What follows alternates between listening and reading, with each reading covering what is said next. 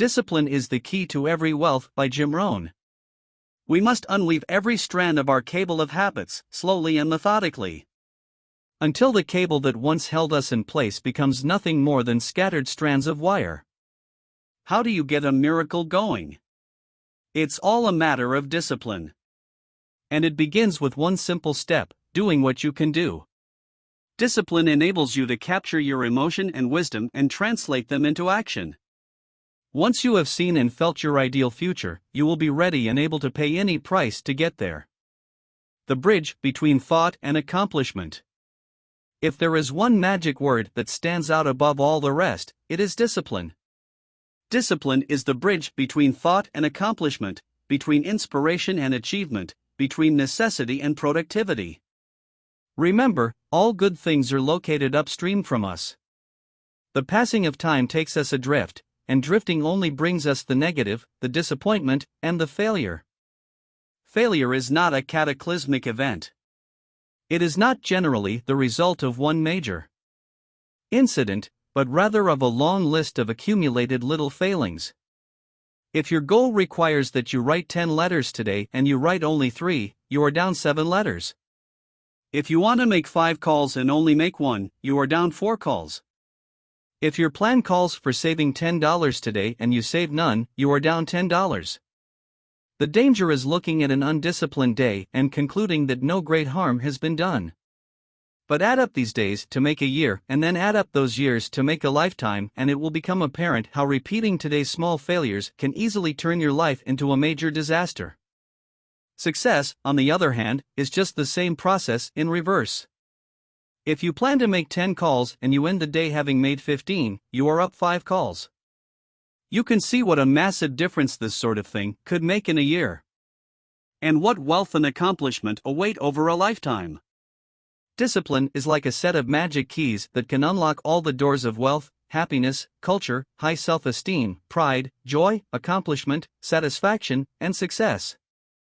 The first key to discipline is awareness of the need for and value of discipline, especially the discipline to make the necessary changes. What will it take? What must I do and what must I become to get all I want from life? The second key is willingness. More than that, it is the eagerness to maintain your new discipline deliberately, wisely, and consistently. The third key to discipline is the commitment to master the circumstances of your daily life, to see and harness the opportunities to make something of the good as well as that which comes in the guise of misfortune. Discipline does many things, but most important of all is what it does for your mindset. It makes you feel better about yourself. Even the smallest discipline can have an incredible effect on your attitude. And the good feeling you get. That surging feeling of self-worth that comes from starting a new discipline is almost as good as the feeling that comes from the accomplishment the discipline brings. A new discipline immediately alters your life direction. You don't change destinations immediately, that is yet to come, but you can change direction immediately, and direction is very important. Discipline cooperates with nature. Everything strives. It is a common life function. How tall will a tree grow? As tall as it can. Everything strives to become all it can possibly be. And that is what discipline is all about, striving to fulfill our natural potential, to become all that we can be. The human will in action, driven by inspiration, enticed by desire, tempered by reason, guided by intelligence, can bring you to that high and lofty place called the good life. Discipline attracts opportunity, which is always attracted to ambition and skill in action. Discipline taps the unlimited power of commitment. Discipline, those unique steps of intelligent thought and activity that put a lid on temper and a faucet on courtesy, that develop the positive and control the negative, that encourage success and deter failure, that shape lifestyle and control frustration, that enhance health and curb sickness, that promote happiness and manage sadness. Discipline, the continuing process that brings all the good things. Remember, anyone can start the process. It's not, if I could, I would, rather, it's if I would, I could. If I will, I can. So start the process. Begin a new habit, no matter how small it is. Size isn't important, whether or not you start and whether or not you continue are all that matter. A spiral of achievement. What's at the core of achieving the good life? It is not learning how to set goals. It is not learning how to better manage your time. It is not mastering the attributes of leadership. Every day in 1,000 different ways, we are trying to improve ourselves by learning how to do things. We spend a lifetime gathering knowledge, in classrooms, in textbooks, in experiences. And if knowledge is power, if knowledge is the forerunner to success, why do we fall short of our objectives? Why, in spite of all our knowledge and collected experiences, do we find ourselves aimlessly wandering? Settling for a life of existence rather than a life of substance? There may be many answers to this question. Your answer may be different from that of everyone else you know. While there may be many answers to this question, the ultimate answer may be the absence of discipline in applying our knowledge. The key word is discipline, as in self-discipline. It doesn't really matter how smart you are if you don't use your knowledge. It doesn't really matter that you graduated magna cum laude if you're stuck in a low-paying job. It doesn't really matter that you attend every seminar that comes to town if you don't apply what you've learned. We spend our lives gathering knowledge, gathering skills, gathering experiences. But we must also apply the knowledge, skills, and experiences we gather in the realms of life and business. We must learn to use what we've learned. And once we've applied our knowledge, we must study the results of that process and refine our approach. Finally, by trying and observing and refining and trying again, our knowledge will inevitably produce worthy, admirable results.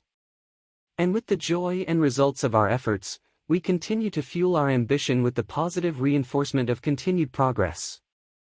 Pretty soon, we'll find that we're swept into a spiral of achievement, a vertical rise to success. And the ecstasy of that total experience makes for a life triumphant over tragedy, dullness, and mediocrity. But for this whole process to work for us, we must first master the art of consistent self-discipline. It takes consistent self-discipline to master the arts of setting goals, time management, leadership, parenting, and relationships. If we don't make consistent self-discipline part of our daily lives, the results we seek will be sporadic and elusive. It takes a consistent effort to truly manage our valuable time. Without it, we'll be consistently frustrated. Our time will be eaten up by others whose demands are stronger than our own. It takes discipline to conquer the nagging voices in our minds, the fear of failure, the fear of success, the fear of poverty, the fear of a broken heart. It takes discipline to keep trying when that nagging voice within us brings up the possibility of failure. It takes discipline to admit our errors and recognize our limitations. The voice of the human ego speaks to all of us. Sometimes, that voice tells us to magnify our value or accomplishments beyond our actual results. It leads us to exaggerate, to not be totally honest. It takes discipline to be totally honest, both with ourselves and with others. Be certain of one thing: every exaggeration of the truth, once detected by others, destroys our credibility. It makes all that we say and do suspect. As soon as a business colleague figures out that we tend to exaggerate, guess what? He'll think we always exaggerate. And he'll never quite hold us in the same regard again. Never. The tendency to exaggerate, distort, or even withhold the truth is an inherent part of all of us. It starts when we're kids. Johnny says, "I didn't do it. I didn't do it." Well, maybe Johnny didn't do it, but he probably had something to do with it. And then it continues when we're adults, exaggerating the benefits of a product to make a sale, exaggerating our net worth to impress old friends. Exaggerating how close we are to closing a deal to impress the boss. Only an all-out, disciplined assault can overcome this tendency. It takes discipline to change a habit, because once habits are formed, they act like a giant cable, a nearly unbreakable instinct that only long-term, disciplined activity can change. We must unweave every strand of the cable of habits, slowly and methodically, until the cable that once held us in bondage becomes nothing more than scattered strands of wire. It takes the consistent application of a new discipline, a more desirable discipline, to overcome one which is less desirable. It takes discipline to plan. It takes discipline to execute our plan. It takes discipline to look with full objectivity at the results of our applied plan. And it takes discipline to change either our plan or our method of executing that plan if the results are poor. It takes discipline to be firm when the world throws opinions at our feet. And it takes discipline to ponder the value of someone else's opinion when our pride and our arrogance leads us to believe that we are the only ones with the answers. With this consistent discipline applied to every area of our lives, we can discover untold miracles and uncover unique possibilities and opportunities. The rewards for a disciplined existence. Discipline is a constant awareness of the need for action paired with a conscious act to implement that action. If our awareness and our implementations occur at the same time, then we begin a valued sequence of disciplined activity. But if considerable time passes between the moment of awareness and the time of our implementation, that is called procrastination, putting off until tomorrow. What you can do today. Procrastination is almost the exact opposite of discipline. The voice within us says, get it done. Discipline then says, do it now, to the best of your ability. Heed this voice always, and the habit will become instinctive. Procrastination says, later. Tomorrow. Whenever I get a chance. It also says, do what is necessary to get by or to impress others. Do what you can, but not what you must. In every circumstance we face, we are constantly presented with these two choices: do it now or do it later, discipline or procrastination. Bearing the fruit of achievement and contentment, discipline, or living with the bare branches of mediocrity, procrastination. The rewards of a disciplined life are great, but they're often delayed until some time in the future. The rewards for a lack of discipline, on the other hand, are immediate. But they are minor in comparison to the immeasurable rewards of consistent self-discipline. An immediate reward for lack of discipline is a fun day at the beach. A future reward of discipline is owning the beach. Unfortunately, most of us would choose today's pleasure over tomorrow's fortune. So how can you get rid of the easy distractions? How can you keep your mind on what you're trying to do? How can you keep an attitude of doing it all and doing it now? How can you make the choice of discipline over procrastination? How can you stay focused on your ambitions? How can you avoid conversations at the water cooler? You can keep your focus on your work. You can get it done today instead of tomorrow. You can do your socializing when your work is done. You've got to really work on your consistent self-discipline on a daily basis. Otherwise, you'll find yourself distracted. Distracted by negative thoughts. Distracted by negative people. Distracted by water cooler chatter. And pretty soon, depending on the type of people you associate with, distracted by self-doubt. Never underestimate the power of influence and associations. And never underestimate the power of your own consistent self-discipline. Improving the quality of your life. Let me give you some keys to discipline. Start with the little things and work up to the big ones. The little things are minor things you can do to make your life better and make you feel better about yourself. Make a list of them. Life will give you some pretty big challenges, but unless you practice on the small ones and master those, you don't have a chance on the major ones. A man strides out Of his house to go straighten out the corporation, and he has not yet straightened out his garage. Who's he kidding? So work on all the disciplines, small as well as large, that will improve the quality of your life. And here is an important thought: everything affects everything else. Every lack of discipline affects every other discipline. Mistakenly, the man says, "This is the only area I failed." It's obvious that's not true. Every failure, no matter how small, affects the rest of your performance. Now here is the positive side: every new discipline affects every other discipline. Every new thing you try affects the rest of your performance. Isn't that exciting?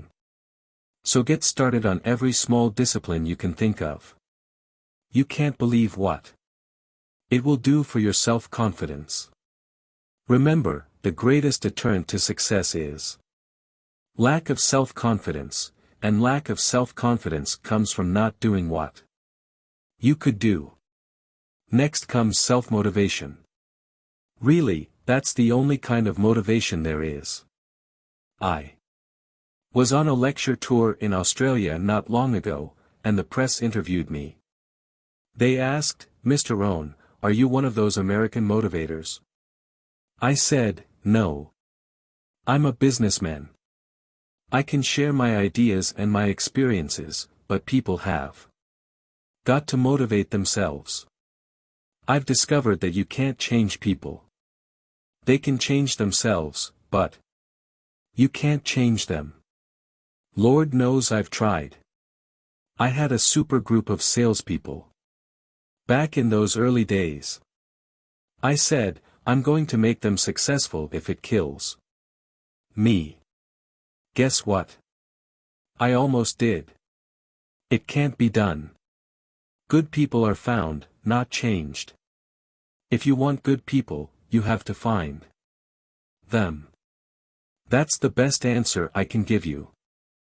If you want motivated people, you have to find them, not motivate them. The first rule of management is this: don't send your ducks to Eagle School. Why? Because it won't work. I've tried it all. I picked up a magazine not long ago in New York that had a full-page ad in it for a hotel chain. The first line of the ad was, "We do not teach our people to be nice." Now that got my attention. The second line said, "We simply hire nice people." I thought, what a clever shortcut. Motivation is a mystery. Why are some people motivated and some are not? Why does one salesperson see his first prospect at 7 in the morning while another sees his first prospect at 11 in the morning? Why would one start at 7 and the other start at 11? I don't know. I call it mysteries of the mind. I give lectures to 1,000 people at a time. One walks out and says, "I'm going to change my life." Someone else walks out with a yawn and says, "I've heard all this stuff before." Why is that? Why aren't they both affected to the same extent? I don't know. Mysteries of the mind. The wealthy man says to 1,000 people, "I read this book, and it started me on the road to wealth." Guess how many of the 1,000 go out and get the book? Answer, very few. Isn't that incredible? Why wouldn't everyone go get the book? Mysteries of the mind. To one person, you have to say, "You'd better slow down. You can't work that many hours, do that many things, go, go, go. You're going to have a heart attack and die."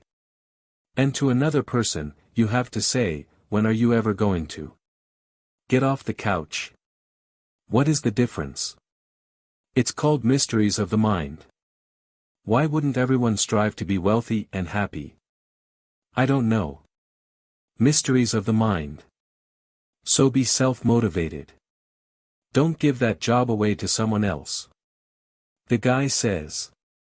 Boy, if someone will just come by and turn me on. Hey, what if he doesn't? Show up. You've got to have a better plan for your life. You've got to have discipline. Doing your best. I've got a good question for you. Is the best you can do all you can do? Strangely enough, the answer is no. Imagine dropping to the floor right now and doing as many push-ups as you possibly can, and let's say for some reason you haven't been doing any push-ups lately, so the best you can do is 5. But is 5 all you can ever do? The answer is no. If you rest a little, you can do 5 more. And if you rest a little more, you can do 5 more. How did we get from 5 to 15? It's a miracle. If you continue that pattern, is it possible to get up to 50 push-ups? Of course. How do you go from 5 to 50? It's a miracle. So how do you get that miracle going? It's all a matter of discipline. And it begins with one simple step, doing what you can do. Once you have done that, you can keep working to bring your best to a higher level.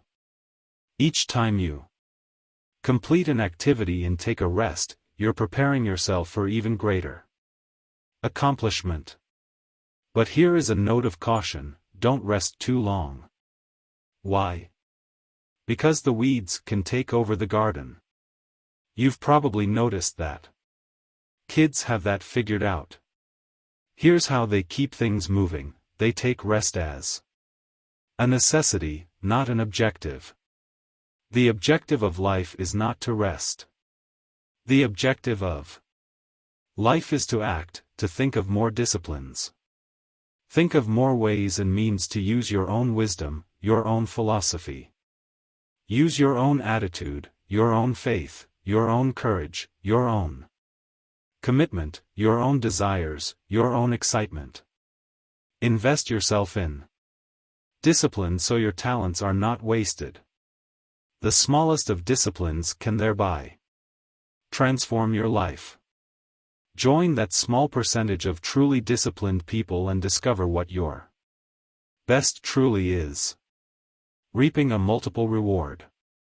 For every disciplined effort, there are multiple rewards. That's one of life's great arrangements. In fact, it's an extension of that biblical law that says that if you sow well, you will reap well. Here's a unique part of the law of sowing and reaping. Not only does it suggest that we'll all reap what we've sown, it also suggests that we'll reap much more. Life is full of laws that both govern and explain behaviors, but this may well be the major law we need to understand: for every disciplined effort, there are multiple rewards. What a concept! If you render unique service, your reward will be multiplied. If you're fair and honest and patient with others, your reward will be multiplied. If you give more than you expect to receive, your reward is more than you expect. But remember, the key word here, as you might well imagine, is discipline. Everything of value requires care, attention, and discipline. Children require discipline. They must have a structure built for them. They must have boundaries to work within so they feel secure and comfortable to explore and grow. They must learn to recognize what's right and what's wrong, what's acceptable behavior and what's not acceptable. Children require constant and consistent discipline. Otherwise, they'll be confused as to how they're supposed to behave. Likewise, our thoughts require discipline. We must consistently determine our inner boundaries and our codes of conduct, or our thoughts will be confused. And if our thoughts are confused, we will become hopelessly lost in the maze of life. Confused thoughts produce confused results. Remember the law: for every disciplined effort, there are multiple rewards. Learn the discipline of writing a card or a letter to a friend. Learn the discipline of paying your bills on time, arriving to appointments on time, or using your time more effectively. Learn the discipline of paying attention, or paying your taxes, or paying yourself. Learn the discipline of having regular meetings with your associates, or your spouse, or your child, or your parent. Learn the discipline of learning all you can learn, of teaching all you can teach, of reading all you can read. For each discipline, multiple rewards. For each book, new knowledge. For each success, new ambition. For each challenge, new understanding. For each failure, new determination. Life is like that. Even the bad experiences of life provide their own special contribution. But a word of caution here for those who neglect the need for care and attention to life's disciplines. Everything has its price. Everything affects everything else. Neglect discipline, and there will be a price to pay. All things of value can be taken for granted with the passing of time. That's what we call the law of familiarity. Without the discipline of paying constant, daily attention, we take things for granted. Be serious. Life's not a practice session. If you're often inclined to toss your clothes onto the chair rather than hang them in the closet, be careful. It could suggest a lack of discipline. And remember, a lack of discipline in the small areas of life can cost you heavily in the more important areas of life. You cannot clean up your company until you learn the discipline of cleaning your own garage. You cannot be impatient with your children and be patient with your distributors or your employees. You cannot inspire others to sell more when that goal is inconsistent with your own conduct.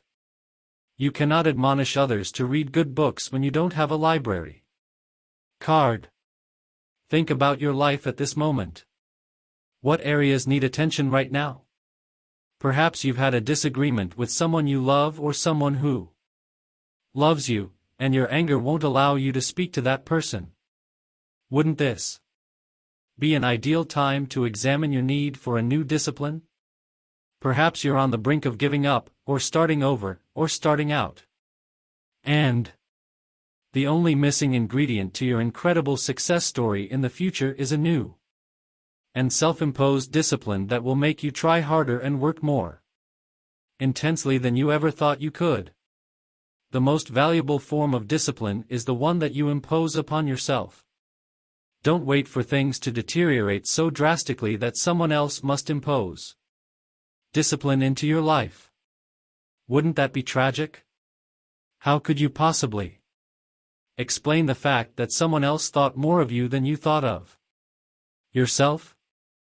That they forced you to get up early and get out into the marketplace, when you would have been content to let success go to someone else who cared more about themselves? Your life, my life, the life of each one of us is going to serve as either a warning or an example.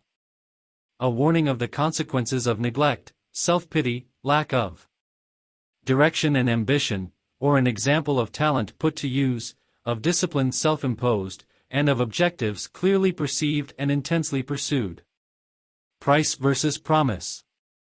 Our lives are affected by two major things: one is price, and the other is promise.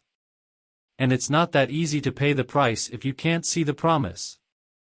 I think kids are having problems these days trying to pay the price because they can't see the promise. But nobody would mind paying the price if they could have a clear view of tomorrow, next week, or next month, or next year. If we had the assurance that everything were going to work out, do you think we would hesitate to pay? The answer is no, but everybody hesitates if the future isn't clear. So we've got to do two things to help our kids, help them see the promise and help them pay the price. It is so much easier to pay the price if we can see the promise. My karate instructor said, "Mr. Rohn, you cannot believe the incredible feeling of walking down any city street unafraid."